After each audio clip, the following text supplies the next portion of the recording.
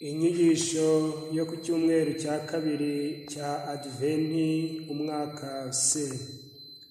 Amasomo matagatifu turazirikana. Isomo rya mbere turarisanga mu gitabo cy'umuhanuzi Baruki, umutwe wa 5 kuva ku murongo wa mbere kugera ku murongo wa 9. Yeruzalemu, iyambure ikanzu yawe y'ububabare n'agahinda, ngaho ambara uburanga bw'ikuzo ry'Imana uzabuhorane. Itere igishura cy'ubutungane uhawe n'Imana, utamirize mu mutwe ikamba ry'ikuzo ry'Uhoraho. Kuko Imana ishaka kugaragariza uburanga bwawe ibihugu byose biri munsi y'ijuru. Bityo ikazakwita iri zina ritazazimangana ngo mahoro y'ubutabera na kuzo ry'ubusabaniramana. Yeruzalemu, haguruka ujya ahirengeye werekeze amaso mu burasirazuba, itegereze abana bawe bakoranyijwe n'ijambo rya Nyir'ubutagatifu. Kuva mu burengerazuba kugera mu burasirazuba, baje baririmba ko Imana yabibutse. Bari basohotse mu marembo yawe ku maguru, bashushubikanyijwe n'abanzi. None Imana ibakugaruriye mu ikuzo nk'abahetswe mu ngobyi ya cyami. Koko rero, Imana yiyemeje gusiza imisozi miremire kimwe n'utununga twahozeho kuva kera, imikokwe igasibwa kugira ngo hose haringanire, maze Israheli ikigendera umudendezo imurikiwe n'ikuzo ry'Imana. Amashyamba n'ibiti byose bihumura neza bizugamisha Israheli mu gicucu cyabyo kubw'itegeko ry'Imana. Kuko yo ubwayo izayobora Israheli mu byishimo, ikayiganisha mu rumuri rw'ikuzo ryayo, ikarangwa n'imbabazi n'ubutungane bituruka nyine ku Mana. Iryo ni ijambo ry'Imana. Zaburi iradufasha kuzirikana isomo rya mbere. Ni Zaburi y'126 mu dukubo 125, kuva ku murongo wa mbere kugera ku murongo wa 2 A na B, umurongo wa 2 C na D kugera ku murongo wa 3, umurongo wa 4 kugera ku murongo wa 5 n'umurongo wa 6. Imana ubwayo izayobora umuryango wayo mu byishimo, iwuganishe mu rumuri rw'ikuzo ryayo. Igihe Uhoraho agaruye i Siyoni abari barajyanywe bunyago, twabanje kugira ngo turi mu nzozi. Ubwo umunwa wacu wuzura ibitwenge n'ururimi rwacu rutera indirimbo z'ibyishimo. Nuko mu mahanga bakavuga bati Uhoraho yabakoreye ibintu by'agatangaza. Koko Uhoraho yadukoreye ibintu by'agatangaza, niyo mpamvu twasazwe n'ibyishimo. Uhoraho, cyura amahoro abacu bajyanywe bunyago, ubazane nk'isumo y'amazi atembera mu butayu. Ni koko umuhinzi ubibana amarira asarurana ibyishimo, uko agiye agenda arira yitwaje ikibiriro cy'imbuto, yagaruka akaza yishimye yikoreye imiba y'umusaruro. Imana ubwayo izayobora umuryango wayo mu byishimo, iwuganishe mu rumuri rw'ikuzo ryayo. Isomo rya kabiri ni iryo mu ibaruwa mutagatifu Pawulo intumwa yandikiye Abanyafilipi, umutwe wa mbere kuva ku murongo wa 4 kugera ku murongo wa 6 n'umurongo wa 8 kugera ku murongo wa 11. Isomo ryo mu ibaruwa mutagatifu Pawulo intumwa yandikiye Abanyafilipi. Bavandimwe, buri gihe mbasabira mwese nishimye kubera uruhare mwagize mu kwamamaza inkuru nziza kuva ku munsi wa mbere kugeza ubu. Sinshidikanya rero ko Imana yabatangiyemo uwo murimo mwiza izanawukomeza kugeza ku munsi Yezu Kristu azaziraho. Koko ndabakunda n'umutima wanjye wose wuzuye urukundo rwa Yezu Kristu. Imana ubwayo nyitanzeho umugabo. Icyo mbasabira rero nuko urukundo rwanyu rwakomeza kwiyongera mu bwenge no mu bumenyi bwose, kugira ngo mushobore guhitamo ibitunganye, bityo muzabe abaziranenge n'indahemuka kugeza ku munsi wa Kristo, maze muzere imbuto z'ubutungane zituruka kuri Kristo, zigahesha Imana ikuzo n'ishimwe. Iryo ni ijambo ry'Imana. Ivanjiri yanditswe na Mutagatifu Luka, umutwe wa 3, kuva ku murongo wa 1 kugera ku murongo wa 6. Amagambo yo mu Ivanjiri ntagatifu uko yanditswe na Luka. Mu mwaka wa 15 w'ingoma ya Tiberi Kayizari, igihe Ponsiyo Pilato yatwaraga Yudeya, Herodi nawe atwara Galileya, murumuna we Filipo atwara igihugu cya Itureya n'icya Tirakoniti, na Lizani atwara Abileni, Ana na Kayifa ari abaherezabitambo bakuru, ijambo ry'Imana ribwirwa Yohani mwene Zakariya ari mu butayu. Ahera ko agenda akarere kose ka Yorodani, yigisha ko abantu bagomba kwisubiraho bakabatizwa kugira ngo bagirirwe imbabazi z'ibyaha byabo, nk'uko byanditswe mu gitabo cy'ibyavuzwe na Izaya umuhanuzi, ngo nijwi ry'uvugira mu butayu aranguruye ati, nimutegure inzira ya Nyagasani, muringanyize aho azanyura. Imanga yose yuzuzwe, umusozi wose n'akanunga bisizwe, ahantu hagoramye hagororwe, n'inzira z'urubuye zitungane, maze umuntu wese azabona umukiro uturutse ku Mana. Iyo ni Ivanjiri ntagatifu. Nimwicuze, nimwigomwe, nimusenge, mwitegure kwakira Umukiza Yezu Kristo. Bana b'Imana, turi ku cyumweru cya 2 cya Adiventi.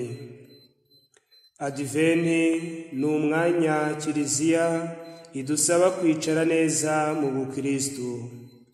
Ni umwanya wo kwiyegeranya, ni umwanya wo kwirundarunda tukisuganya, tukazirikana ku rukundo Imana yakunze muntu, rugeza aho yohereza umwana wayo Yezu Kristo ngo aze kuramira, kurokora no gukiza muntu.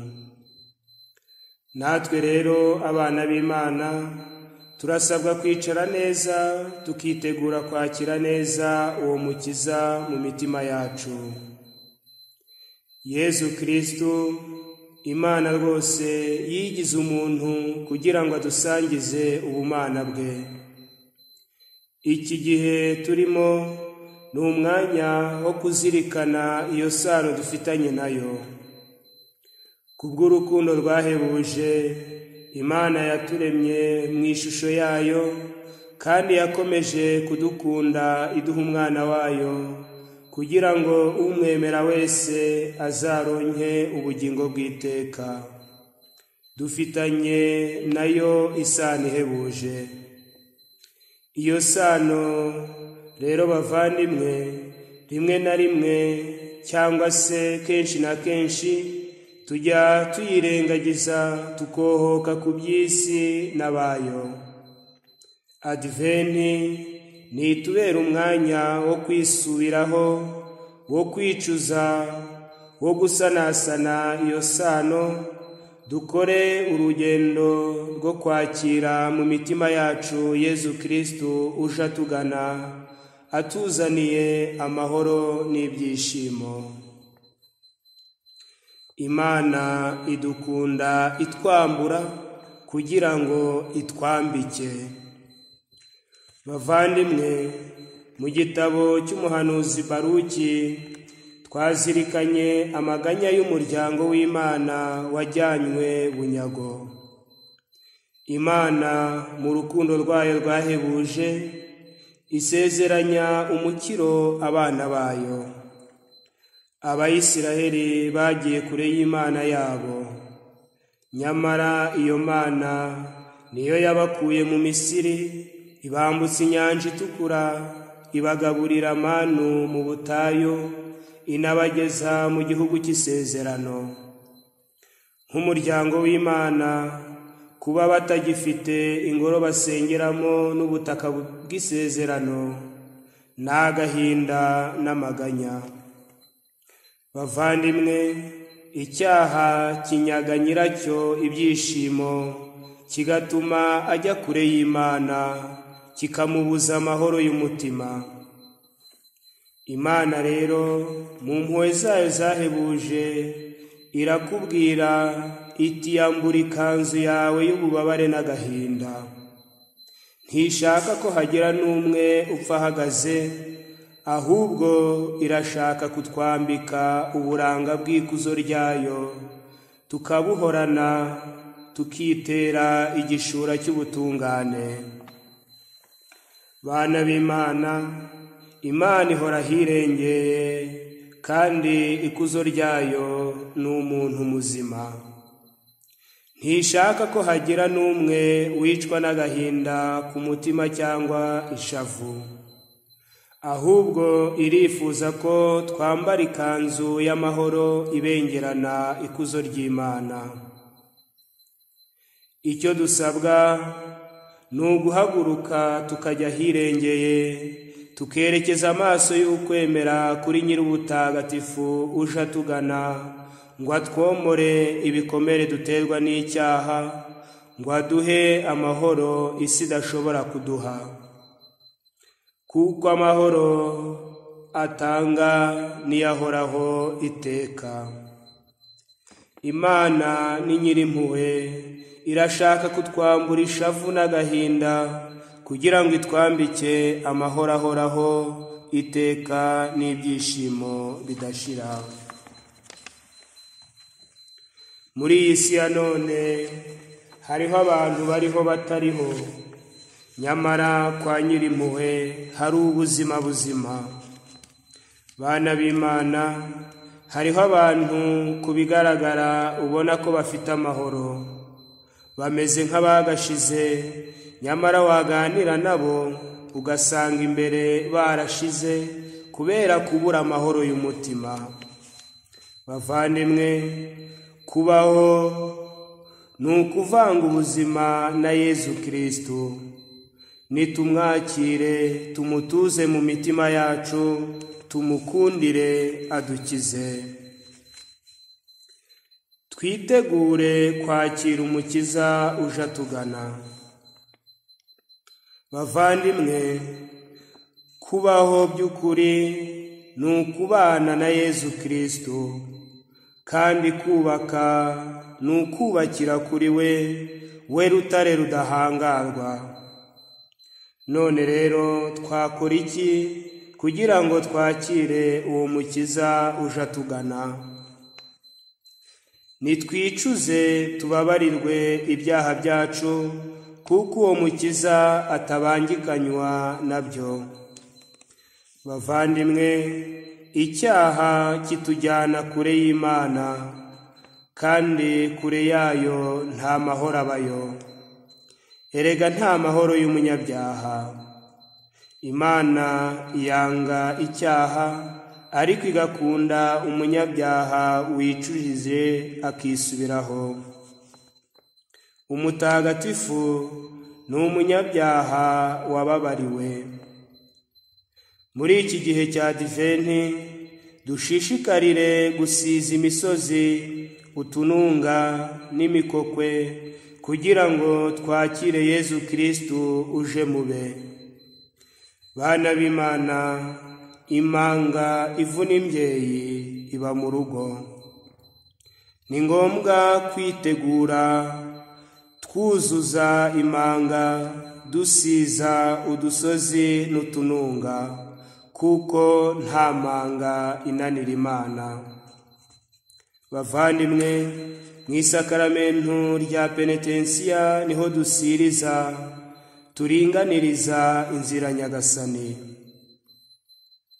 Muri iri sakaramentu, Kristo wazutse atwuhagiza impuhwe ze, maze akatwambika ikanzu y'ubutorwe yuje amahoro n'ibyishimo. Impuhwe z'Imana zomora ibikomere duterwa n'ibyaha byacu, kandi impuhwe zayo zisesa urubanza. Igipimo cy'ubukristu ni uburyo dukunda guhabwa no kwakira impuhwe z'Imana. Nidusenge ubutaretsa. Bavandimwe, mu isengesho rihoraho rya buri wese ku giti cye, niho twakirira Kristu we mahoro na byishimo byacu. Mu gusenga buri munsi nibwo tubasha kuvanga ubuzima bwacu n'ubwa Kristu. Mu isengesho tuzirikana ibyanditswe bitagatifu biririmba urukundo ruhebuje Imana yadukunze. Mu mutuzo mutagatifu niho tubasha gutuza Yezu mu mitima yacu, nibwo dukizwa ibitubuza amahoro. Niduharanire kwakira Yezu Kristu mu mateka yacu, ari amabi, ari n'ameza, arasharira n'aryohereye. Nidukore ibikorwa by'urukundo n'impuhwe. Yezu Kristu atumbwira wese ngo nyagasani nyagasani, si we uzinjira mu ngoma y'ijuru, ahubwo nukora ibyo Data uri mu ijuru ashaka. Ugushaka kw'Imana ni uko twakwemera uwo yatumye Yezu Kristu, tukamwiga ingiro n'ingendo. Aho Yezu yanyuraga hose, yagendaga agira neza, akiza abarwayi, ahoza abarira, afungurira abashonji. Yagendaga atangaza inkuru nziza y'umukiro. Tuzi kandi ko ukwemera kutagira ibikorwa kuba kwarapfuye. Kristu yaradukunze, aradutora ngo tumubere amaso, amatwi, amaguru, umunwa n'ibiganza. Arifuza ko tubona, tugana abanyantege nke, ngo tubumve, tubafashe uko dushoboye kose. Ibikorwa byacu byose rero nibirangwe n'impuhwe n'urukundo. Bavandimwe, iri sengesho rya Mama Faustina mutagatifu turizirikane kandi turigire iryacu muri iki gihe turimo cyo kwitegura kwakira Umukiza Yezu Kristu, we wigaragariza mu banyantege nke. Nyagasani Yezu, ndagusaba ngo umpindure njyewe wese mbe impuhwe zawe. Amaso yanjye uyuzuze impuhwe, kugira ngo ntazagira uwo ncira urubanza, cyangwa ngo mukeke nkurikije uko mubona inyuma, ahubwo njye mbanza gushishoza, menye icyiza kiri mu mutima we, mbone ubumutabara. Amatwi yanjye yuzuza impuhwe, maze nite kuri mugenzi wanjye mu byo akeneye, kandi sinterere iyo imibabaro n'amaganya ye. Umunwa wanjye wuzuza impuhwe, kugira ngo ntagira uwo mbabaza muvuga nabi, ahubwo mbwire buri wese ijambo rimuhumuriza kandi ry'imbabazi. Ibiganza byanjye bigira impuhwe kandi byuzura urukundo, kugira ngo nkore imirimo igoranye kandi inaniza, bityo norohereze abandi imvune. Ibirenge byanjye bigira impuhwe, kugira ngo nitegure gutabara mugenzi wanjye, ntitaye ku mubabaro mfite, gufasha abandi aba ari byo bimbera ikiruhuko. Umutima wanjye wuzuza impuhwe, uhore witeguye kwakira imibabaro yose y'abankikije. Ntawe nzakoma imbere mu mutima wanjye, ndetse n'abazakabya mu kunyiyambaza. Nanjye ubwanjye nzifungirana mu mutima wuje impuhwe wa Yezu, kandi sinzagaragaza ububabare bwanjye. Impuhwe zawe nizinduhukiremo. Nyagasani, mpindura mere nkawe, kuko ibyanjye byose nabishyize muri wowe. Imana ibaha umugisha. Mwari kumwe na Padiri Afrikani Mugabo, umupadiri wa Diyoseze ya Nyundo, Paruwase ya Biruyi.